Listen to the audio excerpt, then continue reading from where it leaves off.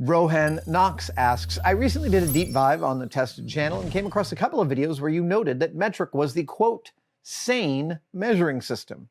If you could, would you convert to the metric system? Of course I would. Everything's easier in the metric system. A number 2 tap takes a number 2 drill, fits a number 2 screw. It's all clear.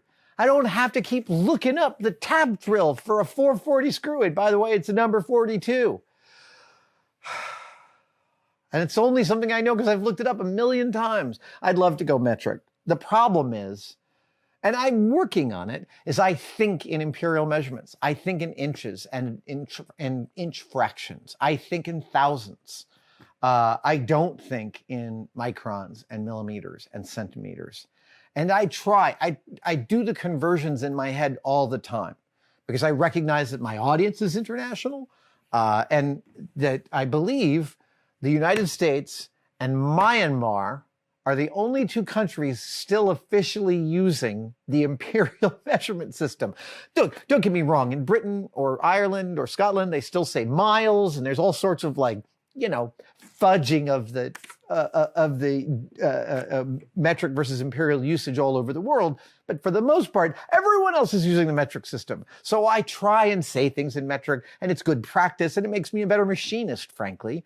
And actually, it's funny, I just picked up a, where is it now? I just picked up a set of thread repair for metric screws. And these are little springs that you can use to fix a torn out thread.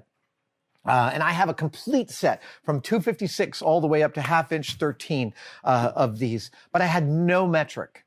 And I realized it's time to start building your shop to metric. So I am slowly, as I mature this shop, and that's what I think about what I do here when I'm purchasing infrastructure. I am maturing it, and it and I are getting mature together. When I am doing that, I am frequently getting the metric version as well as the imperial version. That being said, for all the Sayat drill dispensers that I have over there, I don't have a metric one, which is something I have to remedy. Just gonna write this down. Metric drills. I really should.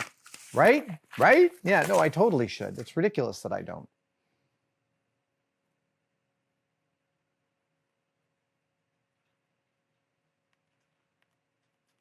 The dude JB says, speaking of trip and fall hazards, my garage floor has made me go head over heels more than once, so I started putting down rubber pads.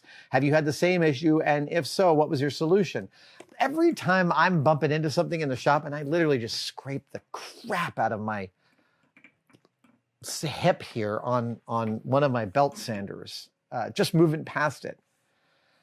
Really, whenever that happens, I note why. And the answer is frequently because I'm moving too fast. The best shop practice is simply to move methodically and slowly from one task to the next. But with someone like me who has get shit done-itis, I can enter a feedback loop where I'm like moving faster and faster and faster. That's when I get hurt.